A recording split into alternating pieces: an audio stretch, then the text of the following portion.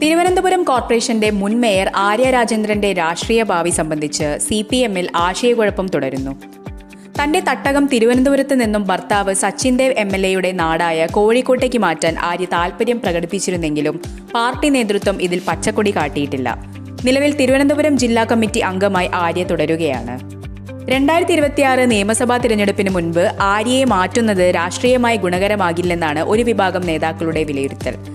തലസ്ഥാനത്ത് പാർട്ടി നേരിട്ട വിവാദങ്ങളിൽ മേയർ എന്ന നിലയിൽ ആര്യയ്ക്കുണ്ടായ പ്രതിച്ഛായ നഷ്ടമാണ് ഇതിന് കാരണം. വരാനിരിക്കുന്ന നിയമസഭാ തിരഞ്ഞെടുപ്പിൽ ആര്യയെ മത്സരിപ്പിക്കേണ്ടതില്ലെന്നാണ് പാർട്ടിയിലെ പ്രാഥമിക ധാരണ. നേമം ഉൾപ്പെടെയുള്ള സീറ്റുകളിൽ ആര്യയുടെ പേര് ചർച്ചകളിൽ വന്നെങ്കിലും കഴിഞ്ഞ തദ്ദേശ തിരഞ്ഞെടുപ്പിൽ BJP കോർപ്പറേഷൻ പിടിച്ചെടുത്തതും ആര്യയ്ക്കെതിരെയുള്ള വിമർശനങ്ങളും തിരിച്ചടിയായി. DYFI സംസ്ഥാന സെക്രട്ടേറിയറ്റ് അംഗവും CPM ജില്ലാ കമ്മിറ്റി അംഗവുമായ ആര്യയെ മാറ്റണമെങ്കിൽ ഇരു ജില്ലകളിലെയും കമ്മിറ്റികൾ തമ്മിൽ ധാരണയാകേണ്ടതുണ്ട്. തിരഞ്ഞെടുപ്പിന് ശേഷം മാത്രമേ സംഘടനാപരമായ മാറ്റങ്ങൾ മതിയെന്നാണ് നിലവിലെ തീരുമാനം.